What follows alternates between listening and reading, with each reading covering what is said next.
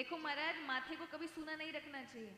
अब कई लोग हमको आकर के पता नहीं किस शास्त्र में पढ़कर आते हैं, हमको कहते हैं चंदन सुहागिन स्त्रियों को नहीं लगाना चाहिए। अरे विधवा स्त्रियां और सुहागिन स्त्रियों को, विधवाओं को पहनना चाहिए, जो साधु बन गए उनको तुलसी माला पहनना चाहिए, सौभाग्यशाली औरतों को तो माला नहीं पहनना चाहिए। किस में लिखा है? हमको लगता है तुम व्यास भगवान से भी ऊपर हो।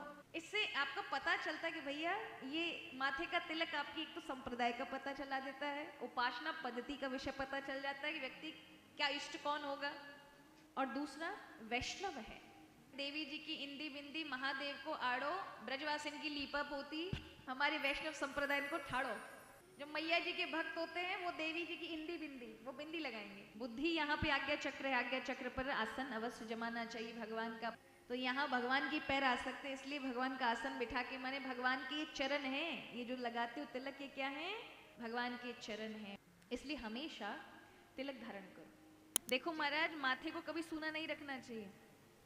हम हमेशा कहते हैं अगर आप भगवान की कृपा हो गई किसी संप्रदाय से दीक्षित हो तो उसकी संप्रदाय के अनुसार तिलक लगाओ। अब जैसे यहाँ कई हमारे गौड़िया हैं, राधा वल्लभीय परंपरा से हैं, उनको बड़ा अच्छा लगता है सभी को देख के, तिलक लगा के, स्वरूप देख के। कोई रामानुजी है, इससे आपका पता चलता है कि भैया ये माथे का तिलक आपकी एक तो संप्रदाय का पता चला देता है, उपासना पद्धति का विषय पता चल जाता है कि व्यक्ति क्या इष्ट कौन होगा, उपासना पद्धति क्या है, और दूसरा वैष्णव है। अगर नहीं भी है तो जैसे हमारी मैया ने राधे राधे लिख लिया है, ऐसे ही लिख लो। और ये भी ना लग सके तो कम से कम माथे पे अवश्य तिलक धारण करो। हम प्राय हमारे यहाँ कहते हैं देवी जी की इंदी बिंदी महादेव को आड़ो, ब्रजवासिन की लीपा पोती, और हमारे वैष्णव संप्रदाय को ठाड़ो। जो मैया जी के भक्त होते हैं वो देवी जी की इंदी बिंदी, वो बिंदी लगाएंगे, छोटी छोटी कुमकुम बिंदियां, लाल तिलक, ऐसा। जैसे अब नवरात्रि आती तो हम भी लगाते हैं यहाँ पर, क्योंकि मैया की आराधना में बैठना होता तो मैया का आसन जमाना पड़ता है। जब आप अपने इष्ट का आसन लगाते हैं तभी तो वो आके विराजमान होंगे। इसलिए बुद्धि यहाँ पे आज्ञा चक्र है, आज्ञा चक्र पर आसन अवश्य जमाना चाहिए भगवान का, अपने इष्ट का, कि आप हमारी बुद्धि पर नियंत्रण रखिए, आज कोई पाप ना हमसे हो जाए, कोई हमारे भाग्य खराब और हमने कोई ऐसा, क्योंकि कोई भी चीज बनती है तो किससे बनती है? एक्शन टू रिएक्शन होता है महाराज। कहने का अर्थ है कोई सामने आई परिस्थिति, कोई व्यक्ति आया और उसने कुछ ऐसा बोला, उसकी नजर में गलत नहीं था, लेकिन आप ऐसी परिस्थिति में थे कि आपको वो गलत लगा, और अब आप जो बोलेंगे वही कर्म का परिणाम है, वही फल बनेगा आपके लिए। और उस समय यदि आप रुक जाएं, हट गया प्रारब्ध, वो आया था, परिस्थिति पैदा की थी, प्रारब्ध ने लड़ाई झगड़े की और आपने वहां पर रोक करके उस प्रारब्ध को हटा दिया, तो ये ब्रेक कौन लगाएगा आप पर? आप तो पहुंच नहीं सकते, आपके तो पांव यहाँ नहीं जाएंगे महाराज। तो यहाँ भगवान की पैर आ सकते हैं, इसलिए भगवान का आसन बिठा के, माने भगवान के चरण हैं, ये जो लगाते हो तिलक, ये क्या है? भगवान के चरण हैं। भगवान के चरण या मस्तक पर पधराते हैं। प्रभु, दुनिया की गाड़ी पे तो हम लोग ब्रेक लगाते रहते हैं, हमारे चरण पहुंच जाते, लेकिन अपनी शरीर रूपी गाड़ी के चरण, ब्रेक पे हमारे चरण नहीं जा सकते, इसलिए आप ही हमारी इस शरीर रूपी गाड़ी के ब्रेक पर अपने चरण रखते हैं और भगवान का तिलक लगाते हैं, स्मरण करते हैं, तो प्रारब्ध के कई कार्य हमारे टल जाते हैं।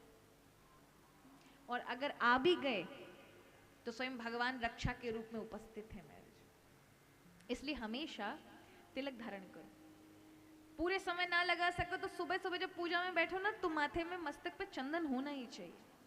अब कई लोग हमको आकर के पता नहीं किस शास्त्र में पढ़कर आते हैं, हमको कहते हैं चंदन सुहागिन स्त्रियों को नहीं लगाना चाहिए। किस शास्त्र में लिखा है महाराज? अलग से ब्राह्मण बनकर आ गए हो क्या? अलग से कोई पुराण निकाल लिया आपने? अरे विधवा स्त्रियां और सुहागिन स्त्रियों को, विधवाओं को पहनना चाहिए, जो साधु बन गए उनको तुलसी माला पहनना चाहिए, सौभाग्यशाली औरतों को तो माला नहीं पहनना चाहिए। किस में लिखा है? हमको लगता है तुम व्यास भगवान से भी ऊपर हो। उन्होंने तो सारे पुराणों में यही लिखा है कि एक भी व्यक्ति बिना कंठी के सूना नहीं रहना चाहिए, जिसके गले में तुलसी दल की माला डली हो, तुलसी की काष्ठ की माला डली है वो ब्रह्मा के समान पूजनीय हो जाता है, उसका दर्शन साक्षात नारायण का दर्शन है। इतनी बड़ी बात है। वो इतना पवित्र हो जाता है जिसके गले में तुलसी डल गई, माने भगवान ने अर्पित कर लिया, भगवान का जीव है। और जिसके गले में तुलसी डल जाती है, हमारे यहाँ वैष्णव संप्रदाय, अगर मैं अपनी कहूं, हमारी निम्बार संप्रदाय में दोहरी तुलसी डलती है, मतलब माला को दो रूप में, दोहरे रूप में डाला जाता है, 2 बार लपेट के। पहला राधा कृष्ण है इस भाव से, दूसरा भगवान का वचन है कि अब ये जो जीव है ये मेरा है, इस पर अब यम का अधिकार नहीं हो सकता। कर्म प्रारब्ध को तराजू पे लेकर के तौलने वाले यमराज अब इसका निर्णय नहीं दे सकते, ये जीव मेरे हो गया, अब मैं दूंगा इसका निर्णय। तो वो जीव जो तुलसी दल माला पहन के मंत्र दीक्षित हो जाता है, चंदन इत्यादि धारण करता है, गले में तुलसी भगवान नाम लेता है, तो वो जीव किसका हो गया? इसलिए उसको वैष्णव, विष्णु का वैष्णव कहा जाता है उसे। अब उसका अधिकार यम के बस में नहीं है, अब उसका अधिकार किसके हाथ में है? ठाकुर जी के हाथ में। ठाकुर जी को जीव है, ठाकुर जी चाहे तो कहीं भेज दें, ठाकुर जी चाहे तो अपने तक लगाएं, प्रभु की मर्जी के ऊपर हो गया।